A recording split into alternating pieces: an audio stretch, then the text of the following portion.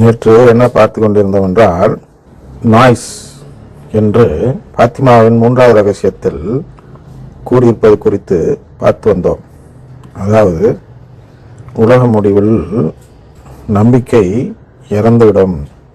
அதற்கு காரணமாக கவனச்சிதறல், இரைச்சல் மற்றும் ஒரு பெருமை, ஒரு கம்ஃபர்ட், ஒரு வசதி நிலை தேடுதல் போன்ற 3 விஷயங்கள் நம் திருச்சபையை அழித்துவிடும். அதனால் அது குறித்து எச்சரிக்கையாக இருந்து திருச்சபை காப்பாற்றுங்கள் என்று பாத்திமா மாதா 3வது ரகசியத்தில் சொல்லி போப்பாண்டவருக்கு தெரியப்படுத்தியதை போப்பாண்டவர் திருத்தந்தை அவர்கள் தெரியப்படுத்தியிருந்தார் மக்களுக்கு. அதிலிருந்து பார்த்து வந்தோம்.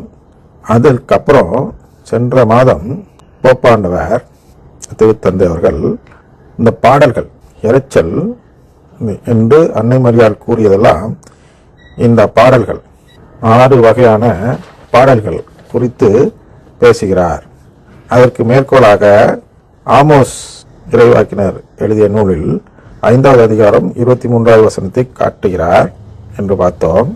அதில் என்ன கூறப்பட்டிருக்கிறது என்றால், என் முன்னிலையில் நீங்கள் இரைச்சலிட்டு பாடும் பாடல்களை நிறுத்துங்கள், உங்கள் இசைக்கருவிகளின் ஓசையை நான் கேட்க மாட்டேன் என்று ஆண்டவர் கூறுவதை பார்த்தோம்.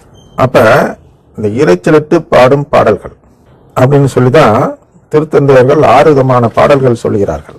அது எப்படி என்றால், songs not inspired by the Holy Spirit, அதாவது தூய ஆவியானவரால் தூண்டுதல் பெற்று, அதாவது தூயாவியின் தூண்டுதல் தராத பாடல்கள். பாருங்க, தூயாவியின் தூண்டுதல் தராத பாடல்கள் என்று சொன்னதும் அருங்குடை இயக்கத்தினர்கள் என்ன நினைப்பார்கள் என்றால், திருத்தந்தையர்கள் தூயாவிக்கு எவ்வளவு முக்கியத்துவம் கொடுக்கிறார், தூயாவி பாட்டு பாடல் சொல்கிறார் அப்படின்னு இதை பெரட்டி பேசி விடுவார்கள். அது பின்னாடி சொல்றார், அதை அவங்களோட ஹீலிங் சாங்ஸ் அப்படின்னு சொல்றார், குணமளிக்கும் பாடல்கள் பாடாதீங்கன்னு சொல்றார். அது அடுத்த பிரச்சனை. அதுதான் சொல்ல வர்றார். என்ன சொல்ல வர்றாருன்னா, தூய ஆவியானவருடைய தூண்டுதல் என்பது இந்த குணமளிக்கும் செயல்களில் இல்லை. அதாவது தூய ஆவியானவர் என்ன தூண்டுதல் தருவார் என்று பார்க்க வேண்டும். என்ன தூண்டுதல் தருவார் என்றால், நாம் மீட்பு பெறுவதற்கு தேவையான தூண்டுதல் தான் தருவார். மீட்பு பெறுவது என்ன? கடவுளின் உறவு, கடவுளின் பிள்ளைகள் என்ற உறவை பெறுவதுதான் மீட்பு பெறுவது. யோவான் 1:12 அதுதான் மீட்புக்கான வழி. நிறைய சொல்றார். யோவான் 6:53 இதெல்லாம் சொல்றதுலாம் தூய ஆவி நம்மள்கிட்ட சொல்லணும். அந்த பாடல்கள் இந்த செய்திகளை எடுத்து இயம்ப வேண்டும், எடுத்து சொல்லணும். நாம் பாடும்பொழுது அந்த செய்தி அந்த பாடலிலிருந்து வர வேண்டும். அதான் ஏற்கனவே நேற்று பார்த்தலில் பார்த்தோம். ஒரு பாடலில் நாம் இந்த கோரிக்கை வைக்க வேண்டும். எந்த கோரிக்கை என்றால், கடவுளின் பிள்ளையாக மாறுவதற்குரிய கோரிக்கையை நாம் வைக்க வேண்டும். அந்த பாடல்கள் தான் திருப்பலியில் பாடப்படும் பொழுது அது திருப்பலியின் கருத்தோடு ஒன்றித்து போகும். பாருங்க, திருப்பலி எதுக்கு போறோம்? இந்த உறவை தேடிதான் போகிறோம். இந்த உறவு பெறுவதற்கான புதிய உடன்படிக்கை தான் திருப்பலி.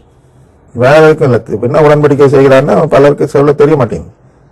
இதான் உடன்படிக்கை. திருப்பலியில புதிய உடன்படிக்கை ஏன் சொன்னார்னா, உடன்படிக்கை மூலமாக நமக்கு ஒரு வாக்களிக்கிறார் கடவுள். என்ன வாக்களிக்கிறார்? இந்த உடன்படிக்கை செய்தவர்களுக்கு நான் என் பிள்ளை என்ற உறவை தருவேன். அதுதான் ஃபிலியல் அடாப்ஷன் என்று சிசிசி சொல்கிறது. இந்த நம்பிக்கை மற்ற எந்த கிறிஸ்தவ சபைகளிலும் கிடையாது. ஆனால் அந்த சபைகளில் உள்ள பாடல்களை இங்கே பாடும் பொழுது என்ன நடக்கிறது என்றால், நாம் இந்த உறவு வேண்டாம் என்று சொல்வதாக பொருள்படுகிறது.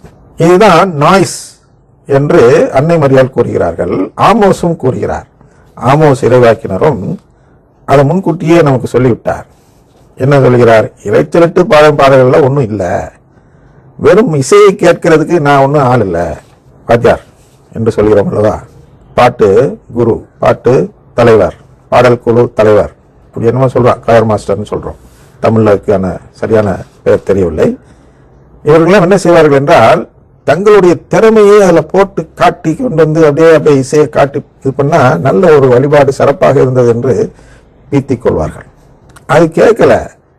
கடவுள் நல்ல மியூசிக் போட்டு எனக்கு பாட்டு பாடுன்னு கடவுள் கேட்கவே இல்லை. நான் சொல்ல, திருத்தந்தை சொல்கிறார். இதெல்லாம் திருத்தந்தை சொல்வதை தமிழாக்கம் செய்வதால் நான் சொல்வது போல உங்களுக்கு தெரியும். பாருங்க, திருத்தந்தை சொல்கிறார், எந்த வருஷம் பாட்டு பாடாதீங்க, அருங்கொடை பாட்டு பாடாதீங்க அப்படின்னு சொல்லி அதுக்கு 6 விதமான தன்மைகள் கொடுக்கிறார். அருங்கொடை பாடல்கள் பாடுவதில் இந்த 6 வேண்டத்தகாத தன்மைகள் இருக்கின்றன. ஆனால் அது குத்தெச்சரிக்கையார்கள் பாடாதீர்கள் என்று சொல்கிறார்கள். இதே கருத்து தான் 2004 தமிழக ஆயர்குழு இதே முடிவெடுத்து ஒரு சர்க்குலர் அனுப்பியது. அதில் பெர்க்மான்ஸ் பாடல்கள் பாடாதீர்கள் என்று இதே தன்மைக்காக தான் அவர்கள் ஆயர்மார்கள் கூடி முடிவெடுத்து இனி பெர்க்மான்ஸ் பாடல் நம் திருச்சபையில் பாடக்கூடாது என்று ஒரு அறிக்கை இட்டார்கள். அந்த அறிக்கையை எத்தனையோ குருக்களிடம் காட்டிய பிறகு எந்த குருவும் அதுக்கு கீழ்ப்படுகிறதற்கு தயாராகவே இல்லை. யாருமே அதை தூக்கி நோட்டீஸ் போர்டில் போடவே இல்லை. அப்படியே ஒண்ணுமே வராத மாதிரி சைலண்டா உள்ள வச்சுட்டாங்க. இப்ப பாருங்க, போப்பாண்டவரே சொல்கிறார். அப்ப என்ன ஆகுது? ஆயர்களுக்கு நேர் மேல இருப்பவர் போப்பாண்டவர், அவருக்கு மேல யாருமே இல்லை, திருத்தந்தை தான். திருத்தந்தை சொன்ன பிறகும் நீங்கள் பாடுவீர்கள் என்றால் நீங்கள் கத்தோலிக்கரே இல்லை. திருத்தந்தை கீழ்ப்படியாதால் திருச்சி விட்டு வெளியேறிய நிலைக்கு அதை ஆட்டோமேட்டிக்கா இல்லாதாய செந்தந்தியாய எக்ஸ்கம்யூனிகேஷன் என்று சொல்வார்கள். நீங்கள் கீழ்ப்படியவில்லை என்று தெரிந்ததுமே விண்ணகத்திலிருந்து உங்கள் பெயர் நீக்கப்பட்டுவிடும், வாழ்வு நூலிலிருந்து உங்கள் பெயர் நீக்கப்பட்டுவிடும். அதுபோன்ற அதிகாரம் பெற்றவர்கள் தான் திருத்தந்தை அவர்கள். நாம் அவர்களுக்கு கீழ்ப்படி வேண்டும். எதுல? இந்த ஆன்மீக காரியங்களில், ஸ்பிரிச்சுவல் மேட்டர்ஸ். அப்ப அவர் ஸ்பிரிச்சுவல் இல்லாத வேற சமாச்சாரம் சொல்றார். நீ எனக்கு 10 கோடி ரூபாய் கொடு அப்படின்னு கேட்டார்னா அதுக்கு நாம் கீழ்ப்படிய தேவையில்லை. ஏன்னா அது வேற மேட்டர், பினான்சியல் மேட்டர். அது மாதிரி எதுல நாம் வெளியேறுகிறோம் என்றால் ஆன்மீகத்தில். பாருங்க, இந்த போப் பண்றவர், அதாவது திருத்தந்தை அவர்கள் ப்ராக்ரெசிவ் குரூப்பை சேர்ந்தவர்கள் என்று அனைத்து கருத்தினால்மார்களும் அவரிடம் குறை காண பார்க்கிறார்கள். ப்ராக்ரெசிவ்னா என்னன்னா முற்போக்கு சிந்தனை உள்ளவர், அப்படின்னா பழமைவாதத்துக்கு எதிரானவர் என்று சொல்கிறார்கள். பழமைவாதம் என்று நாம் சொல்லக்கூடாது, அது புண்படுத்தும் வார்த்தை. அது பாரம்பரியவாதிகளுக்கு எதிரான செயல். பாரம்பரியத்தை காக்க வேண்டும் என்று யோசிக்கிறார்கள் அல்லவா, அவர்கள்தான் புண்படுத்துவதற்காக பழமைவாதி என்று புண்படுத்தும் விதத்தில் சொல்வார்கள். புதிய திராட்சை மது பழைய திரோற்பை என்ற அந்த ஓமையை பயன்படுத்தி அதில் சொல்வார்கள். ஆனால் அந்த ஓமையில என்ன சொல்லப்பட்டிருக்கிறது என்றால் பழைய மதுதான் சிறந்தது என்று சொல்லப்பட்டிருக்கிறது. அதனால் அந்த பழமைவாதி அப்படின்னு சொல்றதுக்கு காரணம் என்னவென்றால் தங்களையே முற்போக்குவாதியாக காட்டிக்கொள்வது. அப்ப இந்த முற்போக்குவாதி தான் இந்த திருத்தந்தை என்று உலகமே நம்பிக்கொண்டிருக்கும் பொழுது அவர் இது போன்ற ஒரு கருத்தை சொல்கிறார், விளக்கத்தோடு சொல்கிறார். ஏதோ சொல்லல சும்மா மொட்டையா இன்னையில நீங்க பாடாதீங்க அப்படின்னு சொல்லல, அதுக்கு விளக்கம் தருகிறார். அந்த விளக்கத்தை தான் இந்த நிகழ்ச்சிகள் மூலமாக இல்லாட்டி இது கண்ட தனி நிகழ்ச்சியின் மூலமாக உங்களுக்கு கொண்டு வருவோம். இப்போது பாத்திமா ரகசியத்தில் இறைச்சல் குறித்து பேசுவதால் இதை சுருக்கமாக தான் செய்வோம். ஆனால் இதில் என்ன தெரிந்து கொள்ள வேண்டும் என்றால் அருங்கொடை பாடல்கள் என்ன செய்கின்றன என்றால் இந்த இறைச்சல் வேலையை செய்கின்றன என்று நாம் தெரிந்து கொள்ள வேண்டும். அதற்கு ஆதாரமாக தான் திருத்தந்தை அவர்கள் முதல் ஆதாரமாக என்ன சொல்கிறார் என்றால் songs not inspired by the Holy Spirit. இதை பாடக்கூடாது. எப்படி? தூயாவின் தூண்டுதலால் எழுதப்படாத பாடல்கள் பாடக்கூடாது. அப்ப தூயாவின் தூண்டுதல் பெற்றிருக்கிறார் என்று பார்க்கும் பொழுது கை தூக்கி கை தட்டிட்டோ கண்ணை மூடிட்டோ சொல்லக்கூடிய விதத்தில் இருக்கக்கூடிய பாடல்கள், அதுக்கு ஒரு விதம் சொல்கிறார். அதாவது songs that stir emotion over truth அப்படின்னு இன்னொரு வகையை சொல்கிறார்.